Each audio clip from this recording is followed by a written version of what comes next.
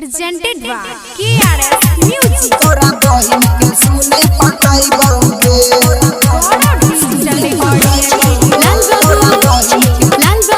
तोरा बहिन के सुने पटाई बहुगे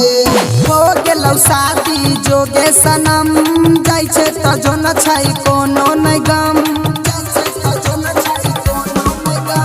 हो गेलौ शादी जोगे सनम जाय छै त जो न छै कोनो नै गम हमरा तू भुलैले तोरा हमहु भुलै बहुगे तोरा दिल से हटाई बहुगे तोरा बहिन के सुने पटाई बहुगे तोरा दिल से हटाई बहुगे तोरा बहिन के सुने पटाई बहुगे दामी दामी लहंगा चोली तोरा किन देलियौगे दामी दामी लहंगा चोली तोरा किन देलियौगे पहुआ के पायल तोरा कान में बाल देलियौगे